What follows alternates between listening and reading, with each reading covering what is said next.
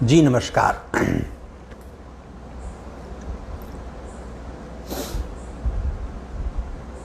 भाइयों बहनों, आज मैं अपने इस फेसबुक लाइव कार्यक्रम में रोजगार, बेरोजगार और व्यापार इस विषय पर चर्चा करने के लिए उपस्थित हुआ हूँ। और ये चर्चा इसलिए भी ज़रूरी है क्योंकि रोजगार का जो विषय है देश आज़ाद होने के पहले का भी विषय है और देश आज़ाद होने के बाद का भी विषय है, और आज तक वह विषय जस का तस ज्वलंत पड़ा हुआ है। वो समस्या कभी ख़त्म नहीं हुई और जो परिस्थिति है उस परिस्थिति से यह भी लगता है कि वो समस्या कभी ख़त्म होने वाली नहीं है, और उसके पीछे अनेक कारण हैं। सरकार कारण है, व्यवस्था कारण है, योजना बनाने वाले लोग कारण हैं। ये तो अपने स्थान पर है, इनको हम दोष देकर अपने आत्मतुष्टि कर सकते हैं, अपने आप को प्रसन्न हो सकते हैं, अपने को गौरवान्वित महसूस कर सकते हैं। लेकिन एक बड़ा सवाल, एक विकट प्रश्न इस विषय को लेकर इसके पृष्ठभूमि में यह है कि हिंदुस्तान और हिंदुस्तान के लोगों की जो मानसिकता है, पढ़े लिखे लोगों की, जिसमें 20-25% लोग, 30%, 35%, 40% लोग कह सकते हैं, वे लोग जो सर्टिफिकेट प्राप्त करते हैं, प्रमाण पत्र अर्जित करते हैं या अपने को पढ़ा लिखा कहते हैं, उन सबको यह समझना चाहिए कि रोजगार का अर्थ होता क्या है और बेरोजगारी का अर्थ होता क्या है और व्यापार का अर्थ होता क्या है।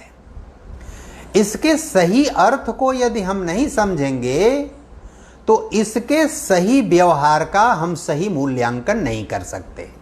हम हमेशा इसकी गलत व्याख्या करेंगे और गलत व्याख्या करके हम किसी को दोष देंगे, किसी को अच्छा कहेंगे, किसी को बुरा कहेंगे और अपने दोष को छिपाकर अपने आप को हमेशा निर्दोष साबित करने की चेष्टा करेंगे। रोजगार का अर्थ होता है कार्य करना, यानी जीवन के लिए कार्य करना, अर्थात अपने लिए कार्य करना, अपने परिवार के लिए कार्य करना, समाज के लिए कार्य करना, देश के लिए कार्य करना। इससे आगे बढ़कर आप विचार करेंगे तो अपने भोजन, वस्त्र, मकान के लिए कार्य करना, अपनी चिकित्सा शिक्षा की व्यवस्था के लिए कार्य करना, अपने आने वाली जनरेशन के चिकित्सा शिक्षा व्यवस्था की बात करना, उसके भोजन, वस्त्र, मकान की चिंता करना, अपने लिए परिवहन संचार के साधनों की व्यवस्था करना। इसके लिए हम कार्य करना चाहते हैं और ऐसा कार्य करना चाहते हैं जिस कार्य के बदले हमको आय हो। वह आय हम मॉनेटरी यानी मुद्रा में आय चाहते हैं, और वह आय चाहते भी हैं, अस्थाई चाहते हैं कि उस आय में कोई खलल न पड़े। हमारे कार्य, व्यवहार, आचरण में खलल बड़े भले पड़े, हमारे कार्य, व्यवहार, आचरण में व्यवधान भले आए, हमारे कार्य, व्यवहार, समर्पण, निष्ठा में परिवर्तन भले आए, लेकिन जो हम कार्य कर रहे हैं उस कार्य के स्थायित्व पर कोई खलल न आए। उस कार्य के से जो हमको आमदनी हो रही है उसके रेफरेंस में, उसके संदर्भ में, उसके करने की तुलना में उसको में कोई बंदिश, कोई संकट, कोई समस्या न आए। एक बड़ा सटीक उदाहरण है कि जिस शहर में मैं रहता हूं वहां के टेलीफोन के जनरल मैनेजर्स को एक बार मैंने 5-6 वर्ष पहले बात किया तो, और मेरी शिकायत थी कि मेरा लैंडलाइन, मेरा ब्रॉडबैंड फ़ोन चलता नहीं है। उस का निवारण आप ठीक से नहीं कर रहे हैं। एक बार मैं कह रहा हूं, 2 बार कह रहा हूं, मैं पत्र लिख रहा हूं, लेकिन निवारण नहीं हो रहा है। उन्होंने चाय पिलाया, कॉफ़ी पिलाया, स्नैक्स खिलाया और कहा कि मिश्रा जी, मेरे सामने इतनी बड़ी समस्या है कि हमारे यहाँ जो लोग कार्य करते हैं, टेक्नीशियन, लाइनमैन जिनको कहते हैं, या उनके ऊपर के टेक्नीशियन हैं, उनका वेतन 50, 60, 70, 80 हज़ार है। वो 10 बजे के पहले आए, 9 बजे ड्यूटी है, 10 के पहले आएंगे नहीं, 5 बजे तक रहना है, 4 बजे निकलना शुरू हो जाएंगे। और जो एयरटेल, वोडाफोन, आइडिया, अन्य दूसरी कंपनियां हैं, वहां के लाइनमैन, टेक्नीशियन और वर्कर 10,000 रुपये महीना तनख्वाह पाते हैं। और सुबह 7 बजे बुलाइए, 6 बजे बुलाइए, 5 बजे बुलाइए, रात को 8 बजे बुलाइए, तब भी वो कंपनी के बुलावे पर जाते हैं, कस्टमर के बुलावे पर जाते हैं। और मैं अपने यहाँ अपने अगर लाइनमैन के खिलाफ कार्रवाई करूं, उनको नोटिस दूं, उनसे कड़ाई से पूछ लूं, तो वो आमरण अनशन, धरना प्रदर्शन पर बैठ जाते हैं। लेकिन वहां तो आप अगर नोटिस नहीं दें, तुरंत निकाल बाहर कर लें, तो वो कुछ बोलने वाले नहीं हैं, वो कुछ बोल नहीं सकते, कह नहीं सकते।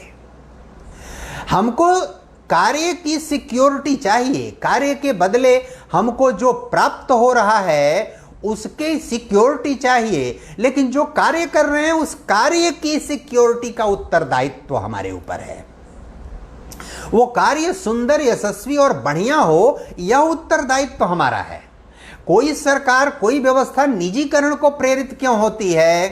क्योंकि उत्कृष्ट और श्रेष्ठ कार्य हम जहां नहीं करते वहां उसको निजीकरण। हम ये नहीं कहते कि सरकार निर्दोष है, हम ये नहीं कहते कि प्लानिंग करने वाले निर्दोष हैं, हम ये नहीं कह रहे हैं कि ब्यूरोक्रेसी निर्दोष है, लेकिन जो कार्य हमारे पास है, जिसको हम कर सकते हैं, उसको तो हमको पूरी निष्ठा और लगन से करना चाहिए।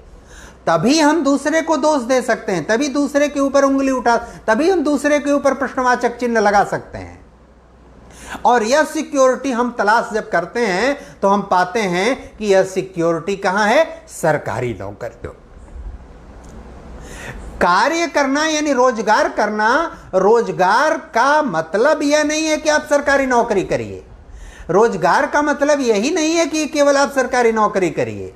रोजगार का यह आशय है कि जितने भी प्रकार के कार्य समाज में, दुनिया में, व्यवस्था में उपलब्ध हैं, उसमें से कोई कार्य जो आपकी पात्रता को सूट करता है, और वो पात्रता को सूट करने का आशय केवल प्रमाण पत्र की पात्रता नहीं है।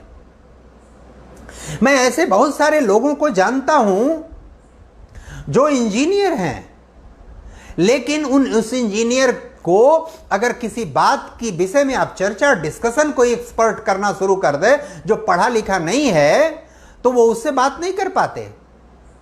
बहुत सारे ऐसे डॉक्टर हैं कि उनको डिप लगाते हुए उनका हाथ हिलता है, वो सर्टिफिकेट है उनके पास। बिल गेट्स अपने कंपनियों में ऐसे लोगों को टेक्नीशियन रखते हैं और कहते हैं मुझे सर्टिफिकेट, प्रमाण पत्र और कोई एनेक्सर लगा के अप्लाई नहीं करिए, मैं आपको बैठूंगा, मैं आपको बताऊंगा, हमारे एक्सपर्ट बैठेंगे और वो जो प्रोग्रामिंग कहेंगे, जो सॉफ्टवेयर हार्डवेयर में वर्किंग कहेंगे, वो वर्किंग करके आप उनको दिखा दीजिए। अगर वो उससे आपके कार्य से संतुष्ट हैं तो हमको किसी प्रमाण पत्र की आवश्यकता नहीं है, हम आपको अपने यहां अपॉइंट करेंगे। हम प्रमाण पत्र ले लेते हैं इसलिए अपने आप को समझ लेते हैं कि हमारी कोई पात्रता हो गई, हमारी कोई योग्यता हो गई, हमारी कोई सामर्थ्य हो गई, और हम पूर्वाग्रह से ग्रसित हो जाते हैं तो भी समझते हैं कि हमारी पात्रता, हमारी योग्यता और हमारी क्षमता हो गई। अब बहुत सारे आपको कागज कलम का काम करने वाले लोग मिल जाएंगे कि जिनके पास कलम नहीं होती, वो दूसरे से कलम मांग के लिखते हैं। कोई बैंक में काम करना जा रहा है, उसके पास कलम नहीं है, कोई अध्यापक है उसके पास कलम नहीं है, कोई वकील है उसके पास कलम नहीं है, उसके पास कागज नहीं है, उसके पास किताबें नहीं हैं, और वो कहता है कि मैं आपको अर्हता रखता हूं कि मुझे होना चाहिए। किस अर्हता पर? हमारे पास प्रमाण पत्र है। इसलिए प्रमाण पत्र अर्हता का सर्वश्रेष्ठ साधन नहीं है। अगर वही साधन होता तो पुनः साक्षात्कार करने की, पुनः आपसे पढ़वाने की, पुनः आपसे कार्य व्यवहार देखने की जो दुनिया में पद्धति आज उसी प्रमाण पत्र के आधार पर क्लेम करने के नाते बढ़ी है। हम रोजगार का अर्थ सरकारी रोजगार, नौकरी ही केवल नहीं होता। सरकार रोजगार सृजन नहीं कर रही, सरकार रोजगार सृजन नहीं कर रही है। आप छोटे छोटे कार्य और व्यवहार का आप मजाक उड़ाते हैं। छोटे कार्य व्यवहार का मजाक उड़ाना कोई कार्य छोटा नहीं होता। हिंदुस्तान ऐसी संस्कृति वाला देश है कि हम महिलाओं के कार्यों को छोटा बता दिया गया। जो सबसे जरूरी और इंपॉर्टेंट कार्य है, क्या कार्य? भोजन बनाना, गृहस्थी संभालना, घर में सलीके से चीजें सामग्री रखना, बच्चों को परवरिश करना, बच्चों को मनुष्य बनाना, परिवार के सदस्यों को आदमी बनाना, उनको सलीका शुद्ध व्यवस्थित व्यवहार करना सिखाना, बच्चे को नागरिक बनाना। प्राथमिक पाठशाला उस मां के भरोसे होती है। मां का जो इतना सर्वश्रेष्ठ उत्कृष्ट कर्तव्य है, उस कर्तव्य को हम कह दे रहे हैं कि हाउसवाइफ है। हाउसवाइफ यानी हम इतना चेहरा गिर जाता है उस महिला का भी और पुरुष का भी जो कहता है हाउसवाइफ है हमारी महिला। सीना गर्व से चौड़ा होना चाहिए कि जिसकी महिला पढ़ लिख के भी हाउसवाइफ है, इसका मतलब वो सर्वश्रेष्ठ समाज के निर्माण में अपना योगदान दे रही है। आप उसका मजाक उड़ा, रोटी बेलने का काम करती है, वही चौका बर्तन का काम कर रही है, उसका मजाक उड़ा रहे हैं आप। उपहास, खेत का काम जो कर रहा है उसका उपहास और मजाक उड़ा रहे हैं आप। वो रोजगार नहीं है। जो छोटे छोटे कार्य कर रहे हैं, जिस कार्य से समाज और जीवन वो कार्य बंद हो जाए तो समाज और जीवन की गाड़ी ठप हो जाएगी, रुक जाएगी, पूरी तरह बंद हो जाएगी। आप जिस कार और स्कूटर में बड़े शान से चलते हैं एसी चलाकर, उस कार की सर्विसिंग करने वाले उस मैकेनिक को पूछिए वो कितना बड़ा कंट्रीब्यूशन है आपके उस कार में जिसमें शान बघार रहे हैं आप। भारतेंदु बाबू हरिश्चंद्र ने कहा है ये दुर्भाग्य है इस देश का कि जो गंदगी करता है वो बड़ा श्रेष्ठ कहला जाता है और जो गंदगी साफ करता है वो निकृष्ट और छोटा गया-बुता कहा जाता है। हम उसको हे दृष्टि से देखते हैं, उस पर हम दलित और स्त्री विमर्श करते हैं और रोजगार की बात करते हैं। हम आंदोलन खड़ा करेंगे। किस लिए आंदोलन खड़ा करेंगे? ठीक ठीक पढ़ा लिखा व्यक्ति अगर बेरोजगार है तो उसकी योग्यता पर बहुत बड़ा प्रश्न चिन्ह है। मैं ऐसे लोगों को जानता हूं, आईआईटी के पढ़े हुए, बीटेक एमटेक लोगों को उनको नौकरी नहीं मिली। बीटेक एमटेक करके, एमएससी फर्स्ट क्लास करके, 4 फर्स्ट क्लास के पीएचडी करके उनको नौकरी नहीं मिली। मैं ऐसे लोगों को जानता हूं, हमसे ज्यादा तनख्वाह पाते हैं, हमसे ज्यादा कमाते हैं, वो मुझसे अधिक विद्यार्थी उनके पैर छूने वाले हैं। हमारे जागरफी के एक टीचर, उनको कहीं नौकरी नहीं मिली और इस समय सिविल सर्विसेज के सबसे बड़े जागरफी के कोचिंग देने वाले व्यक्ति हैं। वो कई कई लाख रुपया कमाते हैं।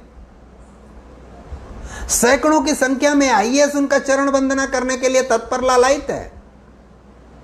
इसका आशय है कि हम रोजगार के नाम पर सर्टिफिकेट लेके अगर घूम रहे हैं, केवल उस सर्टिफिकेट लेके घूमने और सरकार यदि दोषी है, व्यवस्था दोषी है, ब्यूरोक्रेसी दोषी है, प्लानिंग करने वाले दोषी हैं, तो हम भी उसी के साथ दोषी हैं। रोजगार का अर्थ कभी भी सरकारी नौकरी ही केवल नहीं होता और सरकारी नौकरी में उसी को रहना चाहिए जो अपने अधिकार के साथ साथ अपने दायित्व और उत्तरदायित्व को भी ठीक से समझता है। आप किसी अपने अगर कर्तव्य का अगर आपको ड्यूटी और रिस्पांसिबिलिटी का बोध नहीं है तो आपको अपने अधिकार की बात करने का कोई हक और अधिकार नहीं है। इसलिए रोजगार हमको चाहिए सरकारी कि हम आराम तलबी कर सकें। इसलिए सरकारी नौकरी हमको चाहिए कि हम जिम्मेदारी से मुक्त हो सकें। इसलिए हमको सरकारी नौकरी चाहिए कि हमको वेतन पाने की सिक्योरिटी हो। कार्य की सिक्योरिटी है कि नहीं? प्रधानमंत्री ने बहुत अच्छी बात कहा, अगर कोविड है तो कर्तव्य भी हमारा है, क्योंकि हम कर्तव्य करेंगे, कार्य करेंगे, तभी हमको कुछ हासिल होगा, तभी हमको कुछ मिलेगा। हमको जीवन भी चलाना है, समाज भी चलाना है, देश भी चलाना है, दुनिया भी चलानी है। इसलिए यहां छोटे कार्य को ही, अब ये मजाक का विषय हो गया। पकौड़ा तलना बेरोजगार है क्या? जूता सिलना रोजगार है क्या? रोटी बेलना रोजगार है क्या? बच्चों को कपड़ा सफाई करना रोजगार है क्या? बच्चों को भोजन कराना, बच्चों को दूध पिलाना रोजगार है क्या? बच्चों को बाल झाड़ना रोजगार है क्या? बच्चों को नहलाना रोजगार है क्या? घर में सलीके से सामग्री को रखना रोजगार है क्या? अगर इस पर कोई रोजगार नहीं है, ये सवाल खड़ा करता है, तो उनको पूछना चाहिए कि जब आप पैदा हुए थे और जिस मां के आंचल में आप लघु शंका और दीर्घ शंका कर रहे थे और बिना शर्म और लाज के, बिना घृणा किए वह मां साफ कर रही थी, तो वह उसका रोजगार था क्या? वो उसका रोजगार था? मां से पूछिए कि साल भर 2 साल का बच्चा वहीं भोजन कर रही होती है, वो बच्चा वहीं लैट्रिन करता है, वो मां को कोई संकोच नहीं होता, उस थाली को किनारे सरकाती है, उस बच्चे को लेके बाथरूम जाती है, उसकी सफाई करती है, सफाई करके दूसरा कपड़ा पहनाती है, कपड़ा पहना के जो बचा हुआ खाना है वहीं लेके बच्चे को बैठ के फिर से खाना शुरू कर देती है।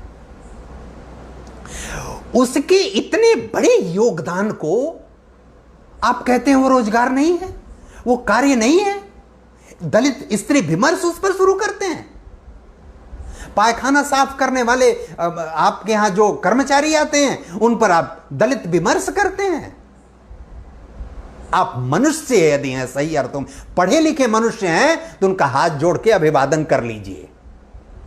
हो सके तो उनको कुछ सहयोग कर दीजिए, हो सके तो उनके बच्चों के कॉपी फीस किताब के लिए उनसे कुछ पूछ लीजिए कि आपको मैं कोई सहयोग कर सकता हूं क्या, कोई योगदान दे सकता हूं क्या।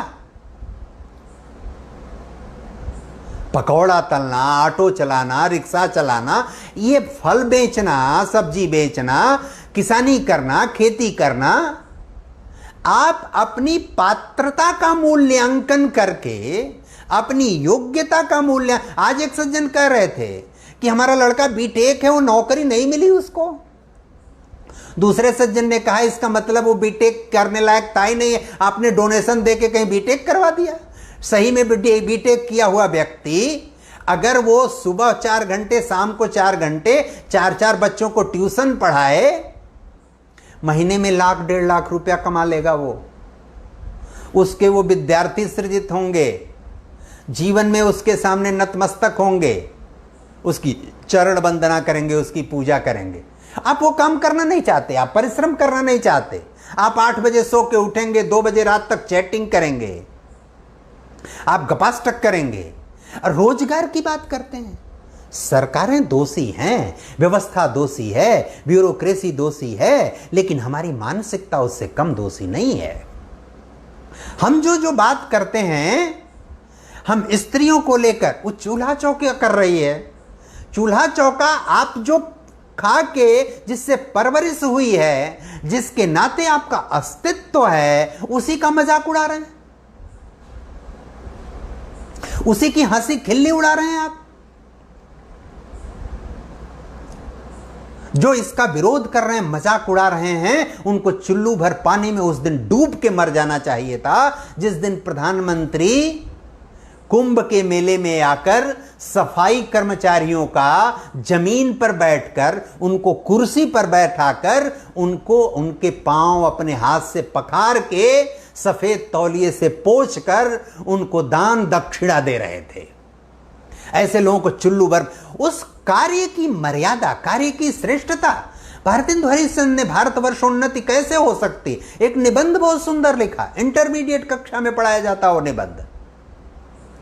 दुर्भाग्य है इस देश का कि जहां जो गंदगी करता है वो बड़ा आदमी है, जो सफाई करता है, साफ करता है गंदगी को, वो छोटा आदमी है। और इसी छोटे आदमी के आधार पर हिंदुस्तान में कुछ लोगों ने दलित विमर्श शुरू कर दिया। महिलाओं को, स्त्री समाज को, मातृशक्ति को, जो मनुष्य पैदा ही नहीं करती, मनुष्य को पाल पोष कर मनुष्यता की तरफ उन्मुख करती हैं, जैसे पौरुषवान मनुष्य अपने आप को कहता है, उस पौरुषवान मनुष्य के सृजन का, उसके निर्माण का पूरा बीड़ा उठाती हैं, उस महिला को मजाक का पात्र आपने बना दिया, हंसी का इस दलित स्त्री विमर्श शुरू कर दिया कि चूल्हा चौका करती है, खाना पकाती है। वह इतना श्रेष्ठ, योग्य, बड़ा कार्य है कि पुरुष के बस का नहीं है सृजन वो करना, वो तपस्या करना, वो त्याग करना, वो मनुष्य का निर्माण करने की शक्ति, साहस, शौर्य नहीं है उसमें, वो धैर्य नहीं है उसके अंदर, वो सहन शक्ति नहीं है, निर्माण की वो ताकत नहीं है उसके अंदर। हम मजाक, पकौड़ा तल रहे हैं, मजाक कर रहे हैं, जूता सिल रहे हैं, मजाक कर रहे हैं, ताली पीट रहे हैं, मजाक कर रहे हैं। यह आपके प्रमाण पत्र की अयोग्यता का बहुत बड़ा प्रमाण है कि आप केवल प्रमाण पत्रधारी हैं, वास्तविक अर्थों में मनुष्य नहीं है, वास्तविक अर्थों में आपके पास कुछ भी नहीं है, आप योग्य व्यक्ति नहीं हैं। आप किसी पद पर पहुंच जाते हैं प्रमाण पत्र के आधार पर, पद पर पहुंच जाते हैं प्रमाण पत्र प्राप्त करके, और दूसरे का आप ऐसे ही लोग उपहास उड़ाते हैं जो सही अर्थों में जिनके पास पात्रता नहीं है। किसी भी कार्य को करना यानी निर्माण अर्थात उत्पादन प्रक्रिया में जो भी श्रम लगता है, जो भी मस्तिष्क लगता है, जो भी धन लगता है, उसको करने के लिए रोज उस क्रिया को रोजगार कहते हैं। उदाहरण के लिए एक चीनी मिल है, उस चीनी मिल में चीनी मिल की स्थापना, गन्ने के उत्पादन प्रक्रिया में लगे हुए संपूर्ण लोग, गन्ने को खेत से ले आकर उस चीनी मिल में लगाना, खोई तैयार करना, रस तैयार करना, गुड़ पकाना और फिर अंततः चीनी बनाना। चीनी बनाने से पहले का जितना भी कार्य है वो सब रोजगार है। और चीनी बन जाने के बाद उसका व्यापार यानी उसका मांग के अनुसार उसकी आपूर्ति करना, वह व्यापार है। इन दोनों प्रक्रियाओं में जो किसी भी रूप में शामिल नहीं है अथवा शामिल होना नहीं चाहता, अथवा वह यह चाहता है कि केवल हम एक स्थान पर वातानुकूलित कक्ष में बैठ जाएं और इस समूची प्रक्रिया में जितना लाभ प्राप्त हो रहा है हम एक इंस्पेक्टर बन जाएं जो उस निर्माण प्रक्रिया में, उस उत्पादन प्रक्रिया में खेत से लेकर मिल तक कार्य कर रहे लोग हैं, उनको डंडा बजाकर उनसे वसूली कर लें। जो व्यापार प्रक्रिया में लगे हुए लोग हैं उनसे वसूली कर लें और हमको रोजगार मिल जाए। बड़े हम अच्छे व्यक्ति, हम अफसर हैं, हम इंस्पेक्टर हैं, हम सप्लाई इंस्पेक्टर हैं, हम पुलिस इंस्पेक्टर हैं, हम रोजगार वाले हैं। इस देश का वास्तविक निर्माण, वास्तविक आधार रोजगार करने वाले उन लोगों के कंधे पर है जो हमारी वो मातृशक्ति है, उनके कंधे पर है जो खेत खलिहान गांव में काम कर रहे हैं, कृषि का कार्य कर रहे हैं। वो किसान हैं जो कोविड-19 के कारण 5-6 महीने से देश की अर्थव्यवस्था पूरी ठप पड़ी है। दुनिया, हिंदुस्तान में वो संकट नहीं है जो दुनिया के लोग भोग रहे हैं। दुनिया के लोग कितने पीड़ित हैं, खाने के लाले पड़ रहे हैं, वो हिंदुस्तान के, वो कृषि समाज के लोग, हमारी मातृशक्ति है। ऐसी माताएं हैं, ऐसी बहनें हैं कि उनके घर में आपको 2-3 महीने की व्यवस्था पहले से बन के मिलती है, पहले से रहती है। सबको खिलाने के बाद आखिर में भोजन करती हैं। उनको आप मजाक करते हैं उनका और कहते हैं कि बेरोजगारी है, बेरोजगारी है, रोजगार का सृजन नहीं हो रहा, रोजगार का सृजन नहीं हो रहा। आप रोजगार करना ही नहीं चाह रहे, आप कार्य करना ही नहीं चाह रहे हैं। हमारे एक वकील साहब बहुत प्रतिष्ठित अधिवक्ता हैं, उन्होंने कहा कि डॉक्टर साहब हमारे साथ 19 सहायक अधिवक्ता हैं। उन सहायक अधिवक्ताओं में कुछ 5 साल से, कुछ 7 साल से, कुछ 3 साल से, कुछ 6 साल से हमारे साथ काम कर रहे हैं। उसमें 6-7 ऐसे अधिवक्ता हैं कि वो अगर उनसे कहूं कि 10 बजे पहुंच जाना है कचहरी तो वो 9:45 बजे वहां पहुंच जाते हैं।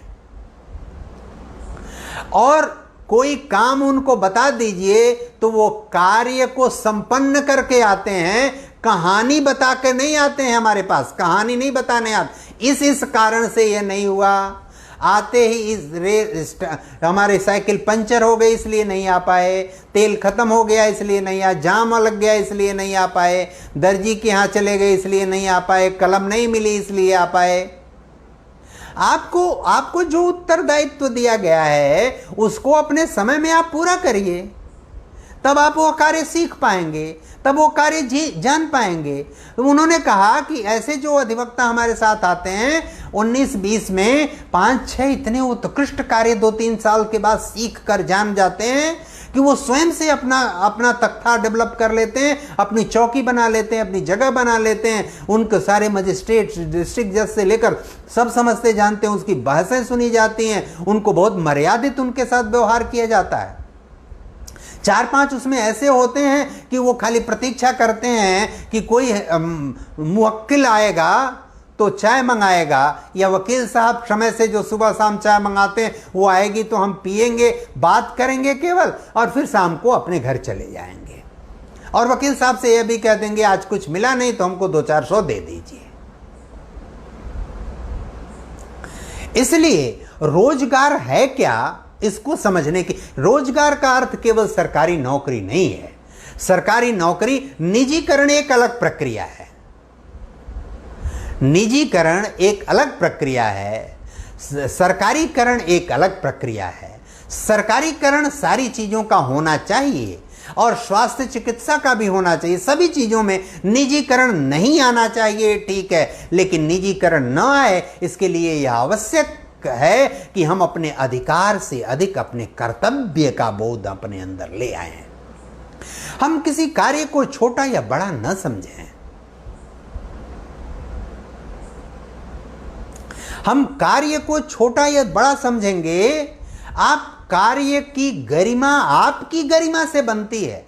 आप कितना उत्कृष्ट और श्रेष्ठ कार्य करते हैं।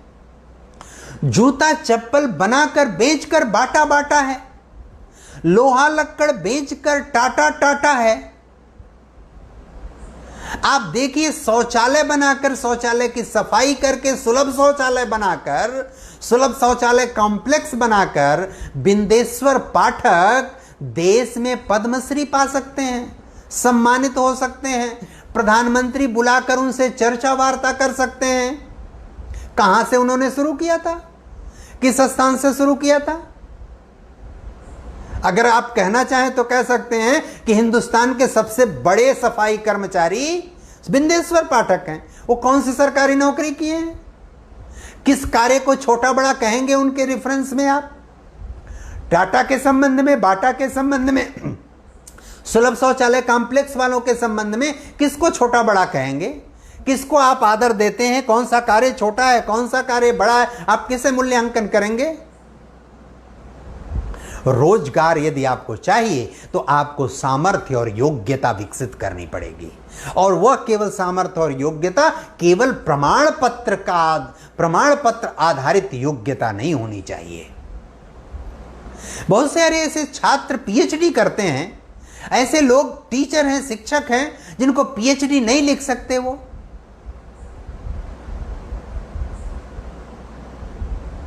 मैं एक विश्वविद्यालय में, एक सज्जन मुझे ले गए, पीएचडी का वाइबा वहां चल रहा था। उन्होंने कहा हमारे साथ आप भी चलिए, मुझे एक सज्जन का पीएचडी का वाइबा लेना है।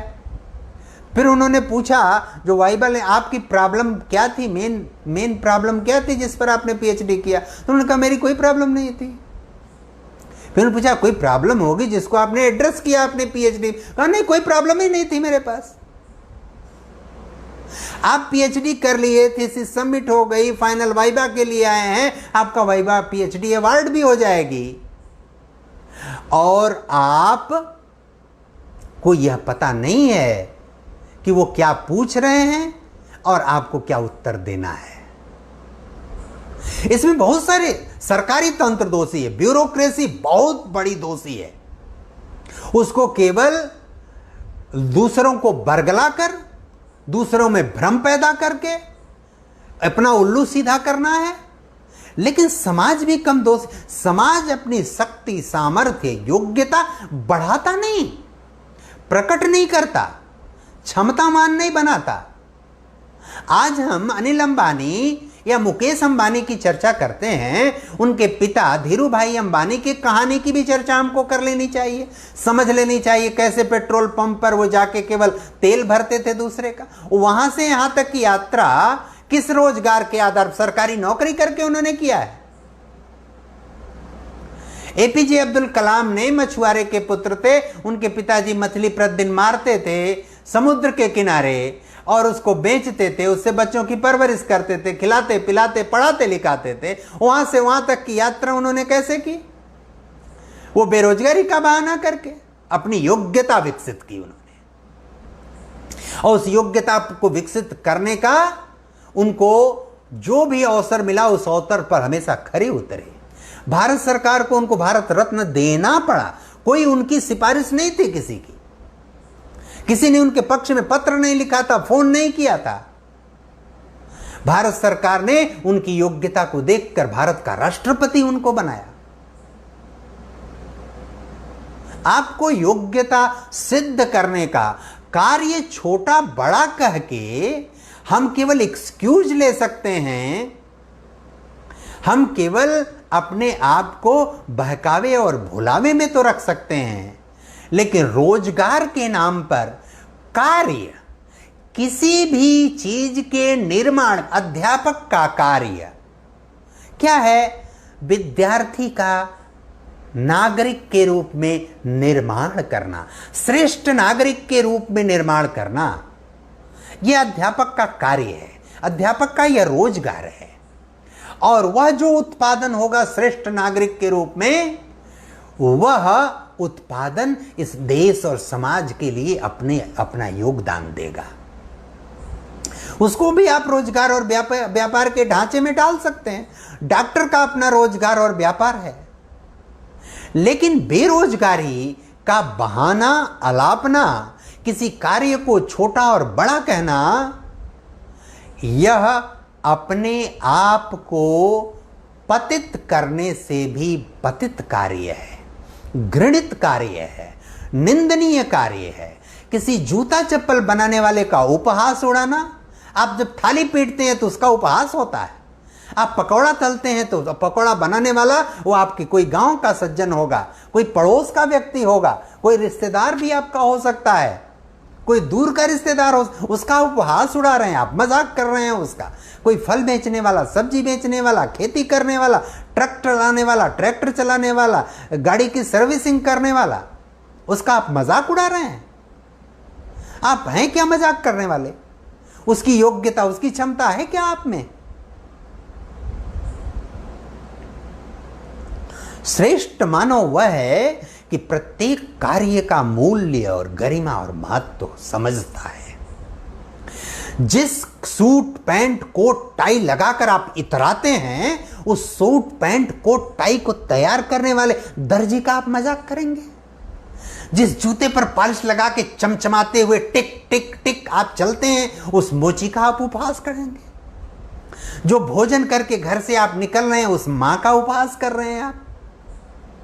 दोपहर में ऑफिस में भूख लगने पर जिस ठेले वाले से समोसा मंगा के आप खाते हैं, उसका मजाक कर रहे हैं आप? आप अपनी योग्यता सामर्थ्य नहीं विकसित कर रहे हैं, दूसरे के कार्य का महत्व और मूल्य नहीं समझ रहे हैं, उसको इज्जत और प्रतिष्ठा देनी चाहिए, आपको दिलानी चाहिए। आपको देश में कभी भी अगर हम इस मानसिकता से नहीं उभरे, नहीं निकले, तो न तो बेरोजगारी जाएगी और न तो सरकारें और न तो ब्यूरोक्रेसी, नौकरशाही के ऊपर लगाम लगेगी। यह बात हमेशा ध्यान में रखिए। ब्यूरोक्रेसी हमेशा सरकार को प्रोत्साहित करेगी, प्रोपेगेट करेगी, मजबूर करेगी कि निजीकरण करो, निजीकरण करो, निजीकरण करो। और निजीकरण का बहुत बड़ा कारण लाभ हानि केवल नहीं है, हमारी कार्य क्षमता, कार्य कुशलता का कम होना है। हमने टेलीफोन का, आपका बिजली और टेलीफोन की स्थिति देखिए, बिजली के बिलों की वसूली की स्थिति देखिए, आप बिजली के लाइनमैन की वसूली देखिए।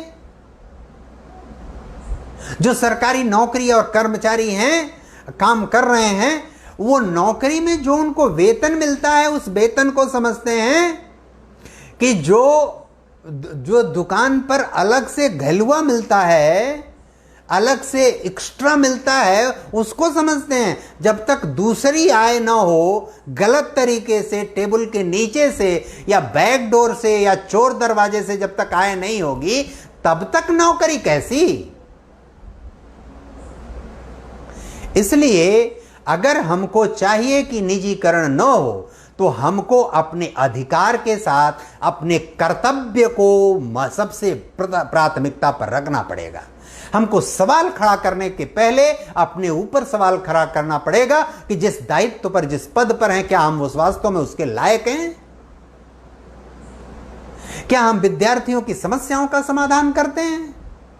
कितने उच्च शिक्षा में अध्यापक हैं कि छात्रों की समस्या सुनते हैं, बात करते हैं, एड्रेस करते हैं? मैं ऐसे एक अध्यापक की एक दिन चर्चा एक विद्यार्थी करने लगा। कहा उसने कि मैं गुरुजी को फोन किया तो उन्होंने कहा कोविड है, मैं कॉलेज आता नहीं, मैं आता ही नहीं इस समय, मैं आऊंगा नहीं, मेरे ऊपर रिस्क है। तो उसने कहा मुझे एक सिग्नेचर आपसे चाहिए, आप सर जहां बताएं मैं वहीं आके आपसे सिग्नेचर ले लूं। आपसे एक जगह मैं कागज अपना दूर रख दूंगा, फिर मैं 5 मीटर चला जाऊंगा, आप सिग्नेचर कर दीजिएगा, कहिएगा तो आपके लिए सैनिटाइजर भी लेता आऊंगा। आप मेरा सिग्नेचर करके कागज छोड़ के सैनिटाइजर उपयोग करके आप दूर चले जाइएगा, तब फिर मैं कागज ले लूंगा। तो उन्होंने कहा नहीं, मैं घर किसी से मिलता नहीं। ये उनका कर्तव्य बोध है और वो निजीकरण का विरोध करेंगे। उनको वेतन एक दिन विलंब से मिल जाए तो विरोध करेंगे, उनका एरियर अगर देरी से आ गया तो विरोध करेंगे सरकार का, व्यवस्था का। उनका इंक्रीमेंट टाइम से नहीं लगेगा तो विरोध करेंगे। उनकी जीपीएफ कटौती और एलआईसी, ये सारी व्यवस्था अगर उनकी ठीक से नहीं होगी तो वो उसका विरोध करेंगे। इसलिए हमारा देश के नागरिकों से हम ये कह रहे हैं कि सरकार और ब्यूरोक्रेसी दोषी है, हम ये कह रहे हैं कि नियोजन और व्यवस्था बनाने वाले लोग दोषी हैं, लेकिन वे पढ़े लिखे लोग जो देश और समाज में लगभग 25 से 33% लोग हैं जो रोजगार को लेकर सवाल खड़ा करते हैं, बेरोजगारी पर सवाल खड़ा करते हैं, अपने को पढ़ा लिखा होने का दंभ भरते हैं, छोटे कार्य जो दूसरे कार्य हैं उनका उपहास उड़ाते हैं, जो सफाई कर्मचारी हैं उनके नाम पर दलित विमर्श करते हैं, जो मातृशक्ति है, जो मनुष्य निर्माण का बहुत बड़ा कारण है, उनका मजाक का, उपहास का पात्र बनाते हैं। ऐसे लोगों को अपने गिराबान में झांक कर देखने की जरूरत है कि समाज आपको बख्शेगा नहीं, समाज आपको माफ नहीं करेगा। आप चाहते हैं कि निजीकरण न हो तो आपको अपने कर्तव्य बोध को बढ़ाना पड़ेगा।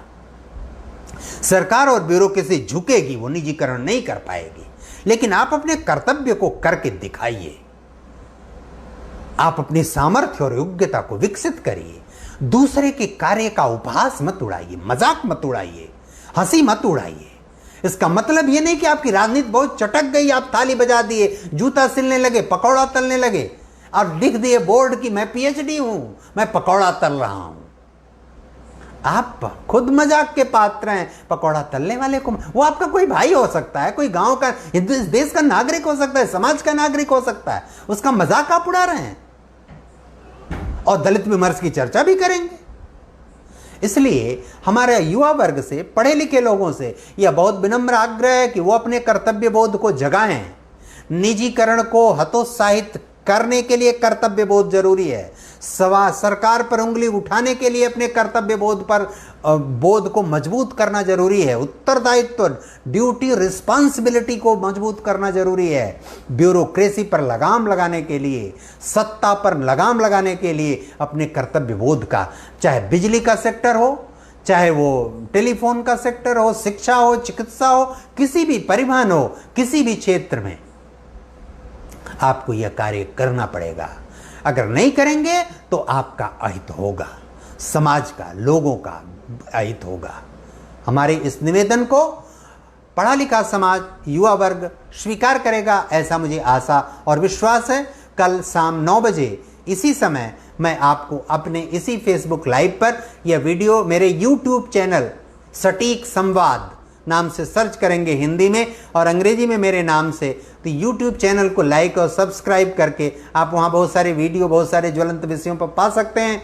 कल शाम को हम आपसे फिल्मोद्योग, छद्म राजनीति और पाखंडी नायकत्व विषय पर आपसे बात करने के लिए उपस्थित होंगे। धन्यवाद, नमस्कार सभी को।